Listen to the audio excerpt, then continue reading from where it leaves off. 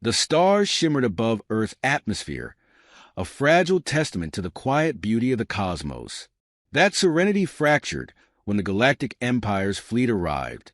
Their warships, vast, angular behemoths of obsidian and steel, descended into orbit like harbingers of doom. The largest vessel, the Nihilant, cast a shadow that engulfed continents, blocking out satellites' transmissions with its electromagnetic aura. Admiral Durex observed the blue planet from the command bridge, his crimson eyes narrowing. The humans' homeworld appeared deceptively peaceful, its oceans gleaming like liquid sapphire. It was a facade, he knew, beneath which primitive chaos brewed. The Empire had encountered hundreds of such species, tribal, reckless, and incapable of true galactic integration. Earth would be no different. Admiral, his second-in-command, Captain Vorin, said, breaking his reverie, "The ultimatum is prepared. Shall we transmit?" The Rex nodded curtly, his silver-plated armor clinking as he turned to face the communication holodisplay. Let them hear the terms. Keep it direct. With a single gesture, Vorin activated the comlink. The holographic projection of the Earth's United Nations Assembly Chamber materialized before them, filled with human representatives whose expressions ranged from stoic determination to outright dread. "I am Admiral Durex of the Galactic Empire," Durex began, his voice cold and resonant. "Your world has been marked for annexation. Submit unconditionally within one planetary cycle, or face eradication. Resistance will result in the obliteration of your civilization." In the chamber, murmurs broke out like ripples on water. Several diplomats glanced toward a man seated at the head of the table, a towering figure with a square jaw and stormy eyes, General Aaron Finch. He rose, his military uniform spotless, his movements deliberate. "This is Earth's response," Finch said, his voice cutting through the tension like a blade. "We will not bow, but we will negotiate. Admiral, meet us on our terms, and we will prove why your ultimatum is a mistake." Their ex's expression did not change, but Vorin tilted his head, intrigued by the defiance. "And what terms do you propose?" the Rex asked. "An audience in our capital city," Finch replied. "No weapons, no fleet bombardments. Just a demonstration of what humanity offers. If you dare to see it." Their ex's lips curled into a faint smirk. A bold offer from a species on the brink. "Very well. Tomorrow at your designated hour, I will attend your demonstration. Do not mistake this for mercy, General. It is merely curiosity." The connection severed, and the holographic chamber dissolved into flickering light. The Rex folded his arms, turning to Vorin. "Humans are stubborn," Vorin remarked, "but their resistance will falter, as all the others have." The Rex tapped a gauntlet finger on the edge of the command console. "Perhaps, yet their defiance is calculated. Prepare a landing contingent. If this demonstration is a ploy, I want the Nihilant ready to vaporize their cities." On Earth, the tension was palpable. Finch exited the assembly chamber and made his way to a private briefing room, where Dr. Elias Croft awaited him. The historian, with his wiry frame and unkempt gray hair, stood beside a holographic display of Earth's timeline, millennia of war and strife condensed into glowing data streams. "They bought it," Finch said gruffly.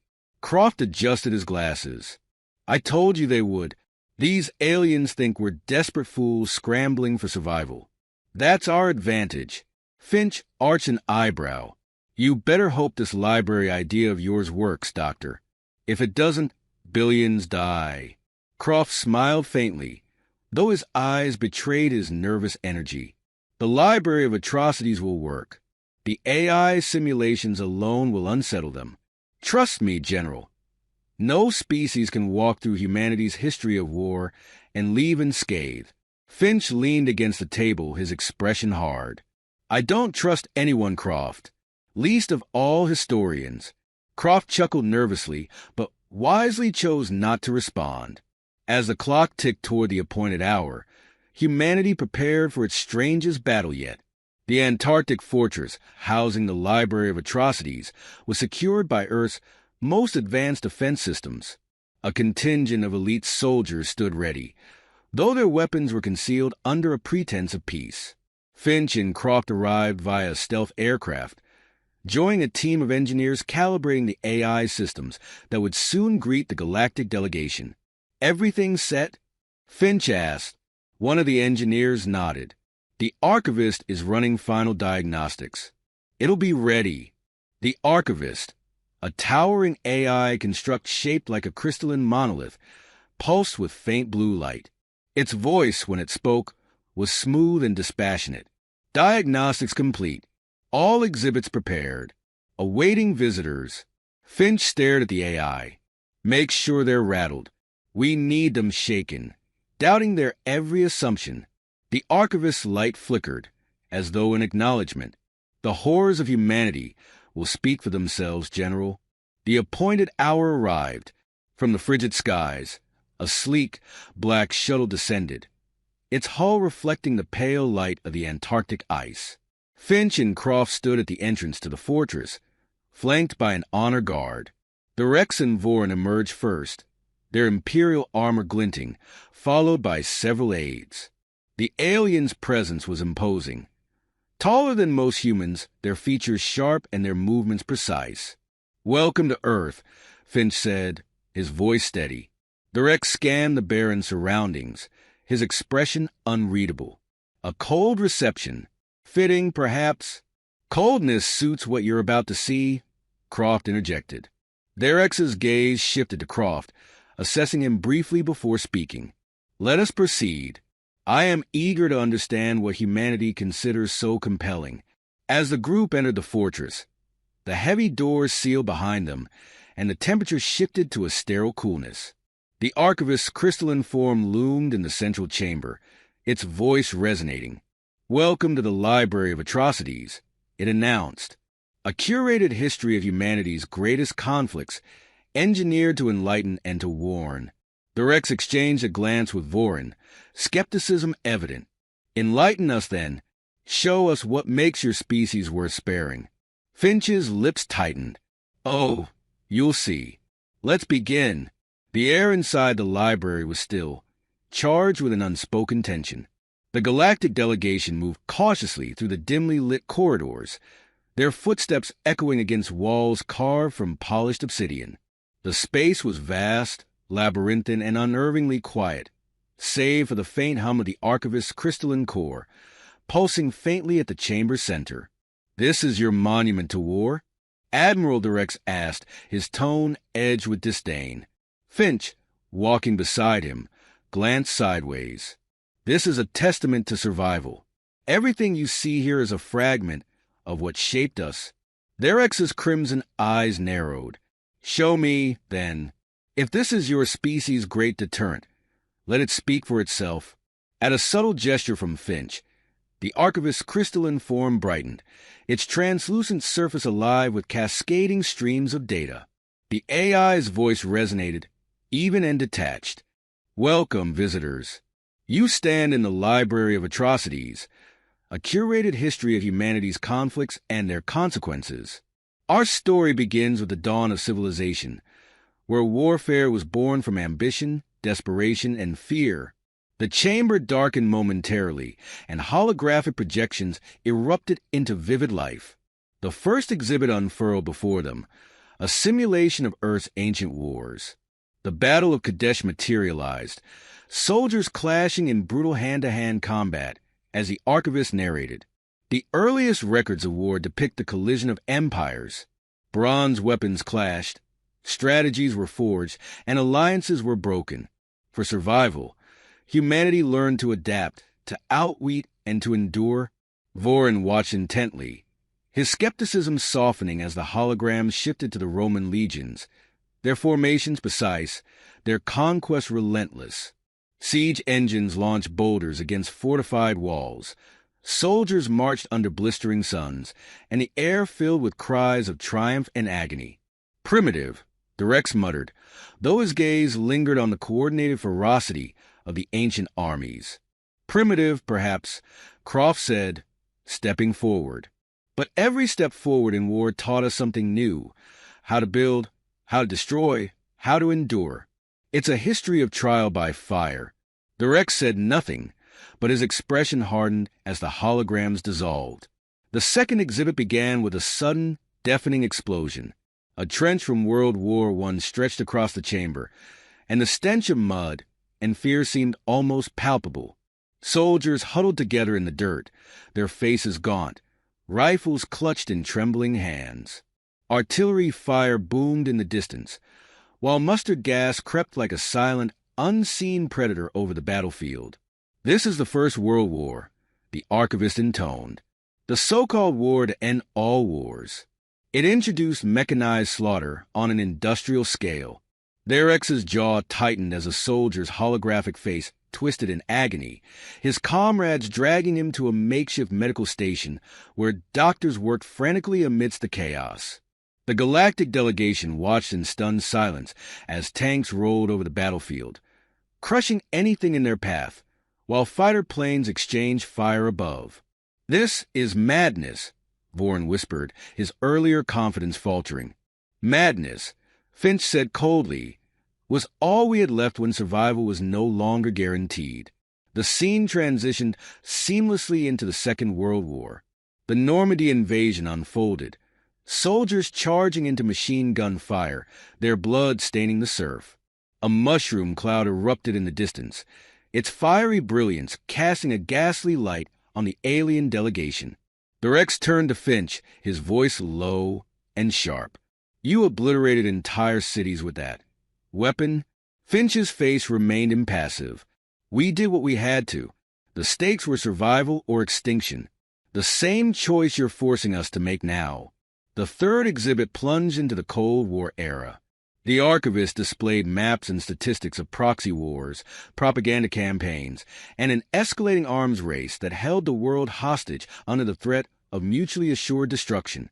Nuclear proliferation, the archivist explained, ensured that no single power could dominate unchallenged. Humanity balanced on the edge of annihilation. Using fear as a deterrent, a hologram of Earth appeared, dotted with glowing orbs representing nuclear stockpiles. The delegation's collective silence deepened as they realized the scale of humanity's capacity for self-destruction. "Your species lived under constant threat of extinction, yet you continued to escalate," the Rex said. "Why?" Croft answered before Finch could. "Because we had no choice." Every advancement in destruction came with an equal drive for survival. We survived because we adapted. We adapted because we feared. And fear is something we understand better than any species in the galaxy. Vorin's gaze lingered on a simulation of children practicing air raid drills in classrooms, their small faces etched with fear. "And this is what you consider a deterrent." Finch's eyes locked with Vorin's, unflinching. "It's a mirror. What you see in it depends on who you are."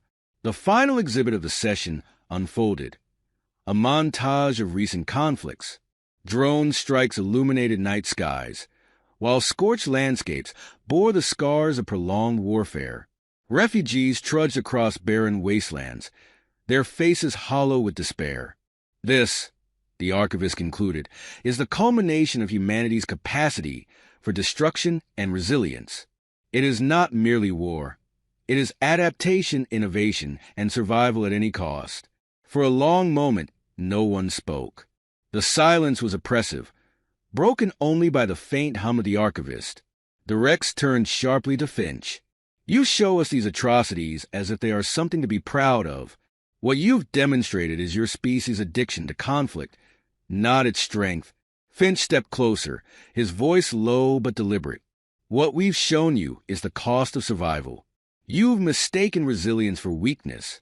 That mistake will cost you if you force us to fight." Their X's gaze burned with cold fury, but something in Finch's words unsettled him.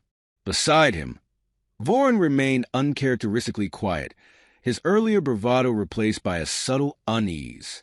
The archivist's crystalline surface dimmed as it delivered its final statement for the day.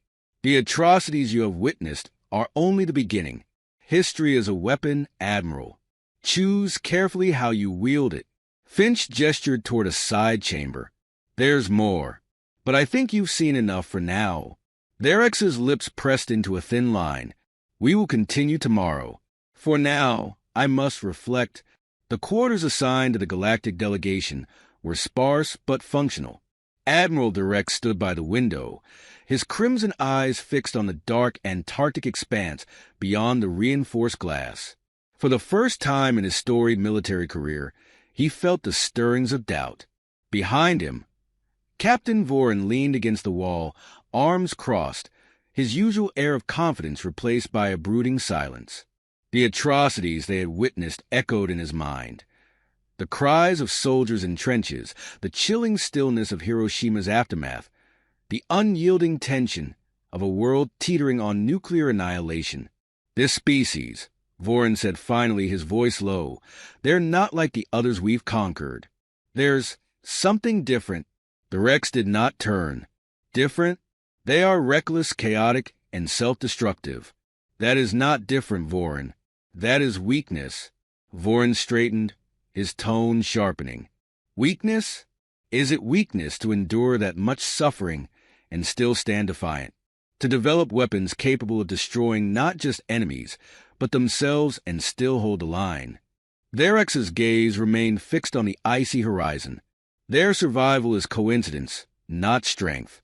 Their chaos blinds them to the value of unity. They survive because their factions perpetually compete, not because they truly adapt.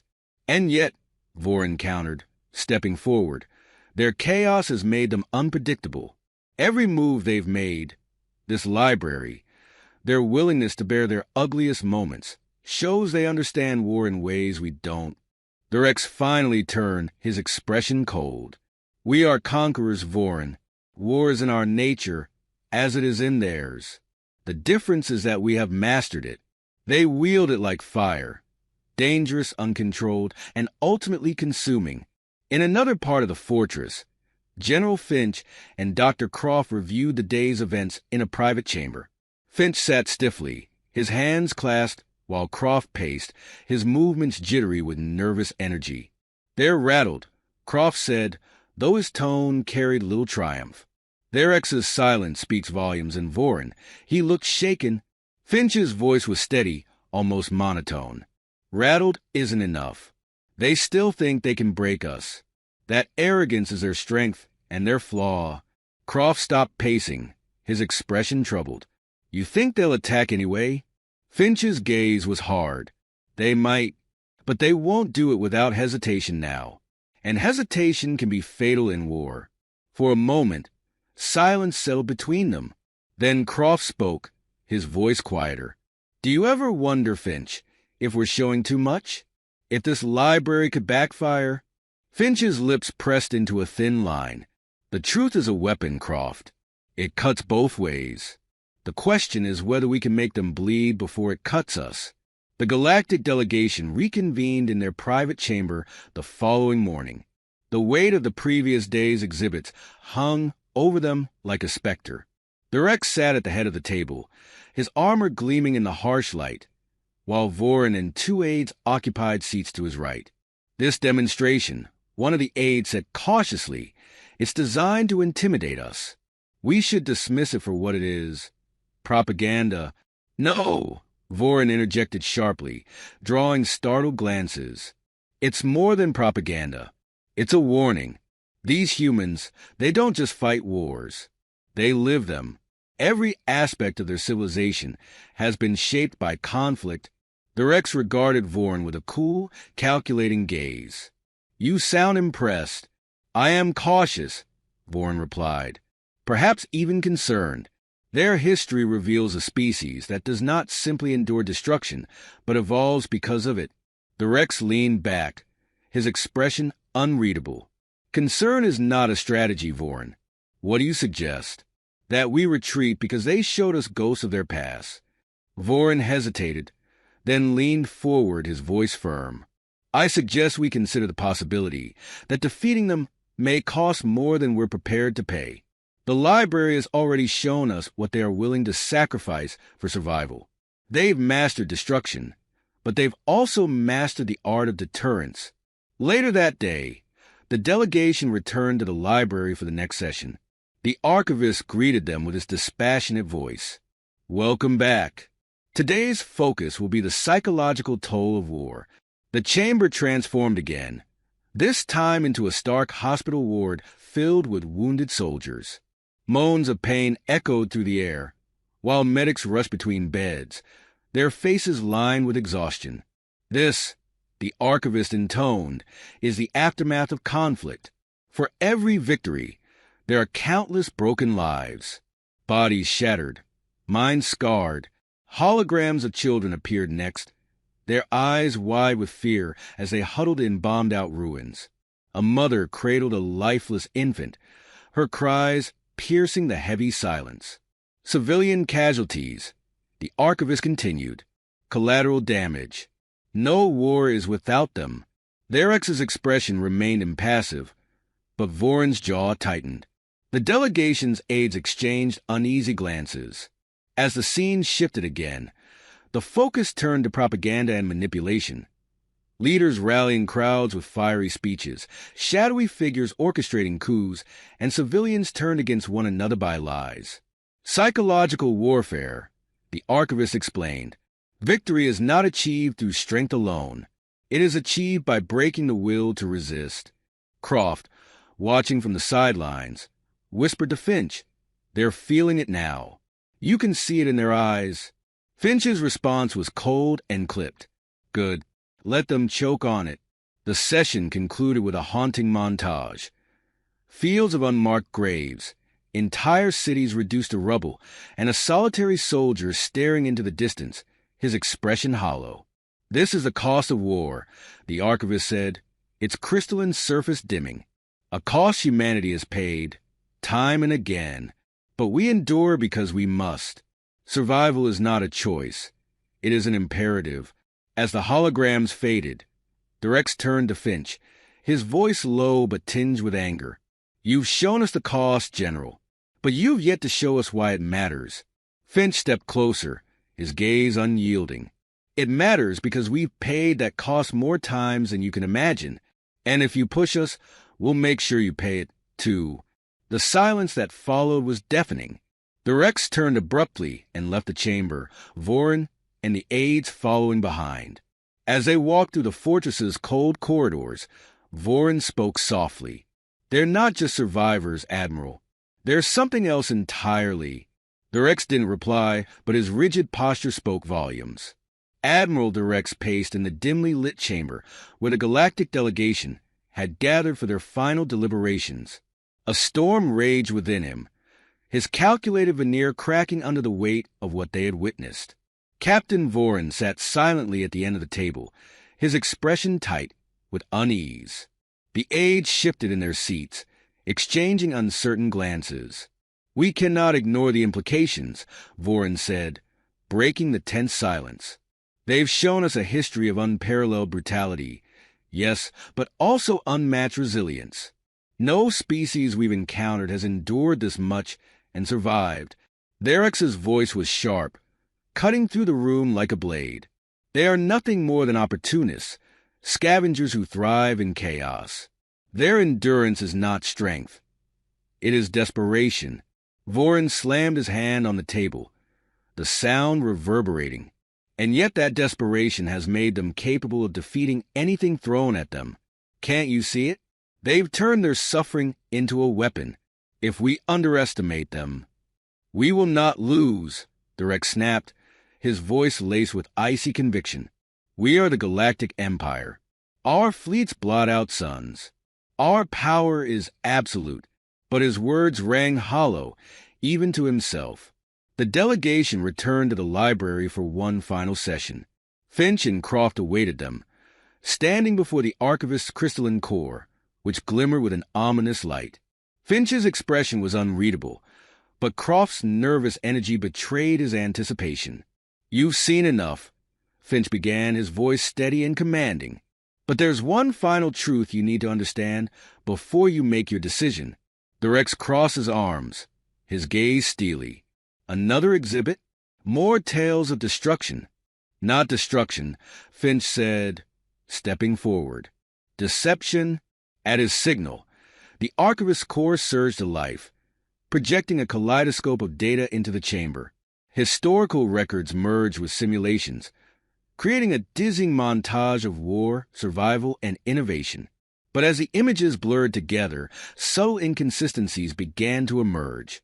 Weapons that didn't match their eras, battles fought between factions that never coexisted, chronologies twisted and stretched to create a narrative that wasn't entirely true. "What is this?" Vorin asked, his voice tinged with confusion.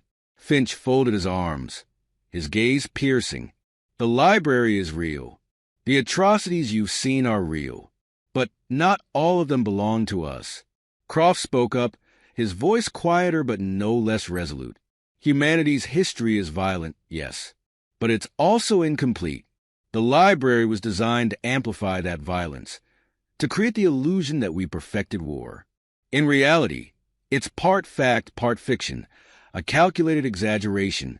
Therex's eyes narrowed, his voice rising with anger. "You've lied to us?" Finch's reply was cold and deliberate. "We've given you a choice. The truth is that we are as flawed as any species. But we've learned that perception is as powerful as reality. The question is, can you afford to risk that what you've seen might be true?" The Rex stepped forward, his fury barely contained. "You've built an empire of deceit. You manipulate your enemies into believing you are invincible. But it's a facade. We see through your charade." Finch met his gaze without flinching. "Do you? Are you willing to gamble your empire on the chance that we're bluffing? Because if you're wrong, you'll face a species that has outlasted extinction more times than you can count." Vorin interjected, his voice strained. "Admiral, consider what we've seen. Even if half of it is exaggerated, their capacity for destruction, real or imagined, is staggering. Do we want to provoke that?" The Rex turned to Vorin, his expression unreadable. For a moment, the room was silent, the weight of the decision pressing down on them like a physical force. Finally, the Rex spoke, his voice low and measured. "You've created a masterpiece of manipulation, General Finch. But manipulation is not strength. We will leave your planet, for now. But know this. The Empire does not forget." Finch inclined his head slightly, his expression betraying no emotion. "Neither do we." As the Galactic delegation departed the library, Vorin lingered behind, his gaze sweeping over the archivist one last time. He approached Finch, his voice quieter, almost resigned. "You've bought yourself time. But how long can you keep up this illusion?" Finch's expression softened just slightly. "As long as we have to, because survival isn't about strength. It's about outlasting the enemy. And we're very, very good at that." The story concludes with the Empire's fleet departing Earth's orbit, its intentions left ambiguous. In the control room, Croft turned to Finch, his voice trembling with both relief and apprehension. "They're gone. For now."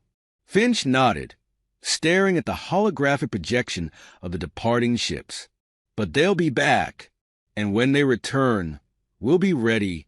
The final image lingers on the archivist, its crystalline core pulsing with ominous light. Beneath its surface, countless fragments of history, real and fabricated, await their next performance.